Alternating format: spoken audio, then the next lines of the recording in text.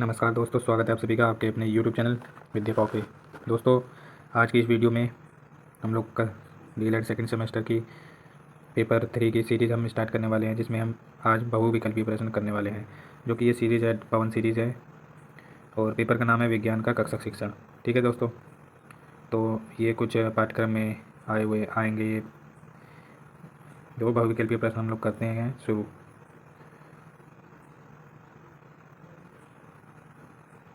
ये आपके बहुविकल्पीय प्रश्न यहाँ से स्टार्ट हो जाते हैं, जो कि आपका पेपर 3 है। तो पहला प्रश्न है, भारत के पहले अंतरिक्ष यात्री थे, तो इसका राइट आंसर क्या हो जाएगा? राकेश शर्मा। ठीक है दोस्तों, अगला प्रश्न है, पेट्रोल में होती है क्या होती है? तो पेट्रोल में होती है रासायनिक ऊर्जा। ये आपका राइट आंसर हो जाएगा, ऑप्शन नंबर द। बल का एसआई मात्रक क्या है? तो बल का एसआई मात्रक न्यूटन है। अगला प्रश्न है, केवल जंतु कोशिका में पाया जाता है, तो क्या पाया जाता है? सेंट्रोसोम। अगला है, चूना पत्थर का रासायनिक सूत्र क्या है? तो इसका रासायनिक सूत्र है CaCO3। ठीक है दोस्तों, इसका राइट आंसर है CaCO3। MKS पद्धति में ऊर्जा का मात्रक क्या है? तो इसका ऊर्जा का मात्रक जूल है। नासा का मुख्यालय कहाँ स्थित है? तो वाशिंगटन DC में स्थित है। ठीक है दोस्तों, अगला प्रश्न है, निष्क्रिय गैस का इलेक्ट्रॉनिक विन्यास क्या है? तो इसका इलेक्ट्रॉनिक विन्यास 2:2 और 8 है। तो अगला प्रश्न देख लेते हैं, जल में घुलनशील विटामिन क्या है? तो जल में घुलन विटामिन C है। विटामिन B और C ये भाषा में और जल में घुलनशील होता है। ठीक है दोस्तों, अगला प्रश्न है, तंत्रिका कोशिका की विशेषता क्या है? तो ये पुनर्निर्मित नहीं होती है। जब पृथ्वी की उपछाया से होकर चंद्रमा गुजरता है तब होता है, तब क्या होता है? तो दोस्तों, खंड चंद्र ग्रहण। ठीक है दोस्तों, अगला है, लैक्टिक अम्ल पाया जाता है, तो लैक्टिक एसिड किस में पाया जाता है? तो दही में पाया जाता है। द्वितीय वर्ग का उत्तोलक है, तो इनमें से 4 ऑप्शन में कौन सा है? तो सरौता। ज्वालामुखी का फूटना है, तो ज्वालामुखी का फूटना क्या है? अनियमित परिवर्तन है। निम्नलिखित में से चूना पत्थर का रासायनिक नाम क्या है? तो इसका रासायनिक नाम CaCO3 है। ठीक है, अगला प्रश्न है, जूल का मात्रक है, तो 4 ऑप्शन दिए गए हैं, इसमें जूल का मात्रक कौन सा है? तो कार्य और ऊर्जा दोनों है। ठीक है दोस्तों, अगला है, रबी की फसल है, तो रबी की फसल कौन सी है? तो रबी की फसल चना है। चंद्र ग्रहण की घटना होती है, तो पूर्णिमा के दिन होती है। DPT के टीके से बचाव होता है, तो किसका बचाव होता है? डिप्थेरिया का, काली खांसी का और टिटनेस का, इन तीनों का इलाज होता है। अगला है, CaSO4 में Ca की संयोजकता है, तो क्या संयोजकता है? तो +2 इसकी संयोजकता है। अगला प्रश्न है, विद्युत ऊर्जा को यांत्रिक ऊर्जा में परिवर्तित करता है, तो विद्युत मोटर परिवर्तित करती है। ठीक है दोस्तों, अगला है, अम्ल के पदार्थ हैं जो जलीय विलयन में हाइड्रोनियम आयन यानी H3O+ बनाते हैं। अगला प्रश्न, विटामिन C का रासायनिक नाम है, तो विटामिन C का रासायनिक नाम एस्कॉर्बिक एसिड है, एस्कॉर्बिक अम्ल। द्वितीय श्रेणी का उत्तोलक है, तो द्वितीय श्रेणी का उत्तोलक क्या है? सरौता। इनमें से कौन सूचक इंडिकेटर है? नहीं है, तो एंटासिड नहीं है। अगला प्रश्न, पित्तरस बनाता है, तो ये पित्तरस बनाता है। तृतीय श्रेणी के उत्तोलक का उदाहरण है, तो क्या उदाहरण है? चिमटा। चिमटा तृतीय श्रेणी का उदाहरण है। प्रकाश संश्लेषण की प्रक्रिया में कौन सी गैस निकलती है? तो कौन सी गैस निकलती है? O2। एक तत्व के समस्थानिक में होते हैं, तो क्या होते हैं? परमाणु संख्या समान लेकिन द्रव्यमान संख्या भिन्न होती है। अगला प्रश्न है, चंद्रमा क्या है? तो चंद्रमा उपग्रह है। ठीक है दोस्तों, अगला है, निम्नलिखित में से चूना पत्थर का रासायनिक सूत्र है, तो क्या रासायनिक सूत्र है? CaCO3। अगला प्रश्न है, सोलर सेल में मुख्य रूप से ऊर्जा का रूपांतरण होता है, तो प्रकाश ऊर्जा का विद्युत ऊर्जा में होता है, तो इसका राइट आंसर ये हो जाएगा। अगला है, पेलेग्रा रोग निम्नलिखित में से किस विटामिन की कमी से होता है? तो पेलेग्रा रोग विटामिन B की कमी से होता है।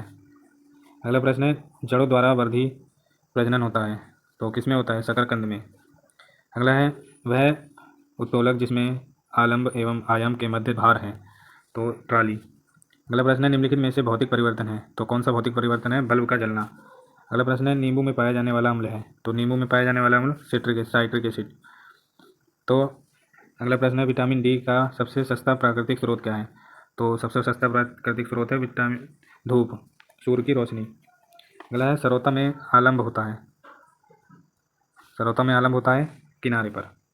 घड़ी की चाबी देने से संग्रह करते हैं, तो क्या करते हैं? संग्रह स्थितिज ऊर्जा। अगला प्रश्न है एलिसा परीक्षण किया जाता है तो कहाँ किया जाता है, कब? एड्स में किया जाता है। अगला है नाइट्रोजन अणु में होता है, नाइट्रोजन अणु में क्या होता है? त्रिक सहसंयोजी बंधन होता है। ठीक है। अगला है किस तत्व का परमाणु क्रमांक 15 तथा द्रव्यमान संख्या 40 है? तत्व के परमाणु के नाभिक में न्यूट्रॉनों की संख्या क्या होगी? तो 25 होगी। अगला प्रश्न है दाएं नीले से अशुद्ध रुधिर किस अंग में चला जाता है? तो ये फेफड़े में चला जाता है। अगला है पेट्रोल में होती है, पेट्रोल में क्या होती है? रासायनिक ऊर्जा होती है। किस ग्रह को वर्ष 2006 में ग्रह की श्रेणी से हटा दिया गया? तो प्लूटो को हटा दिया गया।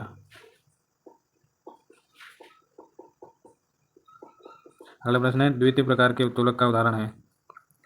तो द्वितीय प्रकार के उत्तोलक का उदाहरण है बोतल खोलने वाला यंत्र। अगला प्रश्न है प्रबल सार है, तो प्रबल सार क्या है? तो NaOH है।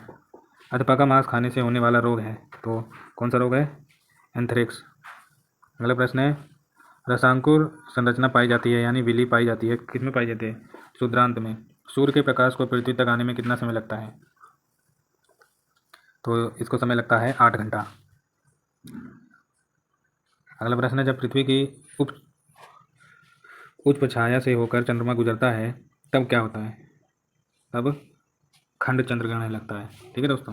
अगला प्रश्न है भारत के पहले अंतरिक्ष यात्री थे, कौन थे? राकेश शर्मा। अगला है नासा का मुख्यालय स्थित है, कहाँ स्थित है? Washington DC। अगला है सूर्य का सबसे निकटतम ग्रह कौन सा है? तो यह है बुध। अगला है सूर्य का सबसे दूरस्थ ग्रह है, कौन सा है? वरुण। अगला है बलुई दोमट मिट्टी से रेत की मात्रा क्या होती है? तो 60 से 80% होती है। नियमित खाद के प्रयोग से होती है, क्या होती है? उपज की वृद्धि होती है। कंपोस्ट खाद बनाई जाती है, तो ये दोनों से बनाई जाती है, गोबर से भी और कूड़ा कचरा से भी।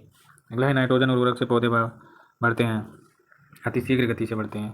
कीटनाशक दवा के प्रयोग से वृद्धि होती है, तो रोगाणु प्रतिरोधा में होती है। अगला प्रश्न है खरीफ की फसल है, तो 4 ऑप्शन दिए गए, इसमें खरीफ की फसल कौन सी है? तो धान है इसका आंसर, राइट आंसर। हैरो खेत से क्या निकालने के काम आता है? तो खरपतवार निकालने के काम आता है। अगला है सिंचाई की कटाव पानी विधि है, तो क्या इसका राइट आंसर है? अल्पलावन या प्रवाह विधि। अगला प्रश्न है बल का SI मात्रक क्या है? तो बल का SI मात्रक न्यूटन है। MKS पद्धति के कार्य का मात्रक है, तो क्या मात्रक है? जूल। किसी वस्तु में गति के कारण कार्य करने की क्षमता को कहते हैं, तो क्या कहते हैं? गतिज ऊर्जा कहते हैं। अगला प्रश्न है चिमटा उदाहरण है, तो किसका उदाहरण है ये? द्वितीय श्रेणी उत्तोलक का, तृतीय श्रेणी का उत्तोलक का उदाहरण है। अगला पुनः प्राप्त करने वाली नवीकरणीय ऊर्जा का स्रोत है, तो ज्वारभाटा की ऊर्जा। अगला है पुनः प्राप्त न होने वाली अनवीकरणीय ऊर्जा का स्रोत है कोयले की ऊर्जा। अगला है सौर ऊर्जा को सीधे विद्युत ऊर्जा में बदला जा सकता है, तो ये किसके द्वारा बदला जा सकता है? सोलर सेल द्वारा। अगला है ऊर्जा का मात्रक MKS पद्धति में क्या है? तो इसका राइट आंसर जूल हो जाएगा। यांत्रिक ऊर्जा कितने प्रकार की होती है? तो ये कितने प्रकार की होती है? 2 प्रकार की होती है। तो अगला क्वेश्चन है ऊर्जा का प्रमुख स्रोत है, तो कौन सा स्रोत है? सूर्य। 1 जूल होता है, 1 जूल में कितने होता है? 1 मीटर, न्यूटन मीटर। अगला है निम्न में से सरल मशीन है, तो कौन सी सरल मशीन है? ये सभी सरल मशीन है, पहिया, पेंच और घिरनी। अगला प्रश्न है सीढ़ी किस प्रकार का उत्तोलक है? तो सीढ़ी जो है आपका तृतीय प्रकार का उत्तोलक है। सरल मशीन है, तो सरल मशीन कौन सी है? तो घिरनी सरल मशीन है। अगला है कोशिका का भाग है, तो कोशिका का भाग क्या है? केंद्रक है। अगला है जीवन का मूल आधार है, जीवन का मूल आधार क्या है? जीव द्रव्य। अगला है प्रकाश संश्लेषण की क्रिया के आवश्यक तत्व हैं, तो क्या आवश्यक तत्व हैं? ये सभी कार्बन डाइऑक्साइड, जल और प्रकाश। अगला प्रश्न है मानव के शरीर में कितनी अस्थियाँ होती हैं? तो 206 होती हैं। अगला है श्वसन अंग है, तो श्वसन अंग क्या है? फेफड़े। दांतों के ऊपर चढ़े आवरण को कहते हैं, क्या कहते हैं? इनेमल। अगला है दांतों का कार्य है, दांतों का कार्य क्या है? भोजन को पचाना, चबाना, फाड़ना, छोटे छोटे टुकड़ों में काटना। अगला निम्न में से कौन सी मानवकृत आपदा नहीं है? तो कौन सी नहीं है? भूकंप। आमाशय में पाया जाने वाला एंजाइम है, तो क्या है एंजाइम? पेप्सिन। शर्करा का नियमन करने में सहायक हार्मोन है, तो कौन सा है इसमें? इंसुलिन। अगला है कैल्शियम तथा फास्फोरस के नियमन का कार्य करता है, तो कौन कार्य करता है? पैराथार्मोन। अगला है जल में घुलनशील है, तो जल में घुलनशील कौन सा है? Vitamin B। अगला प्रश्न है दांतों की मजबूती के लिए आवश्यक है। तो दांतों की मजबूती के लिए क्या आवश्यक है? कैल्शियम और फास्फोरस। अगला है पैकेट का दूध संरक्षित किया जाता है। तो किसमें संरक्षित किया है? पाश्चुरीकरण द्वारा। अगला है परमाणु का समस्त द्रव्यमान निहित होता है। तो प्रोटॉन तथा न्यूट्रॉन में। अगला है परमाणु के नाभिक में स्थित होता है। तो क्या स्थित होता है? प्रोटोन और न्यूट्रॉन। अगला है निष्क्रिय गैस का इलेक्ट्रॉनिक विन्यास क्या है? तो इसका है 2 और 8। परमाणु द्रव्यमान का अंतर्राष्ट्रीय मात्रक है। तो क्या मात्रक है? कार्बन 12। अगला है कैल्शियम हाइड्रोक्साइड का सही सूत्र क्या है? तो इसका सही सूत्र CaOH2 होल ट्वाइस।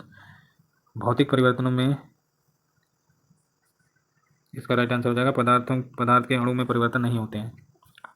अगला प्रश्न है निम्नलिखित में कौन सा रासायनिक परिवर्तन है? तो कागज का जलना रासायनिक परिवर्तन है।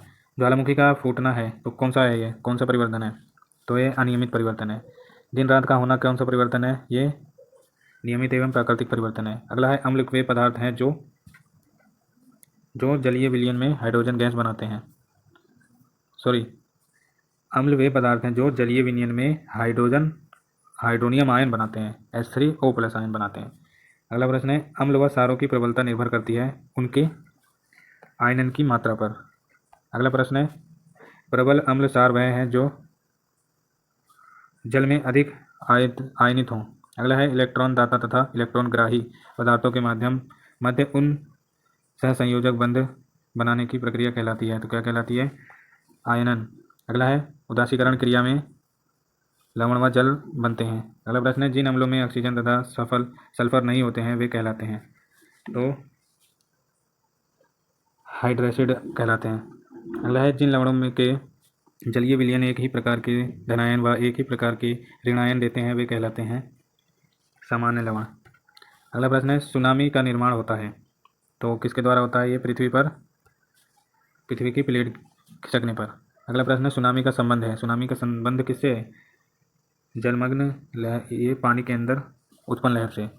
चक्रवात का आकार होता है। तो चक्रवात का आकार कैसा होता है? अंडाकार का।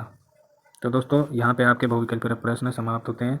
अब इसके बाद अगली वीडियो में हम अति लघु उत्तरीय प्रश्न की वीडियो करा जाएगा। तो मिलते हैं नेक्स्ट वीडियो में। तब तक के लिए आप goodbye, take care, have a nice day. अपनी तैयारी करते रहें, घर पे सेफ रहें, सुरक्षित रहें और मिलते हैं नेक्स्ट वीडियो में। तब तक के लिए goodbye, have a nice day.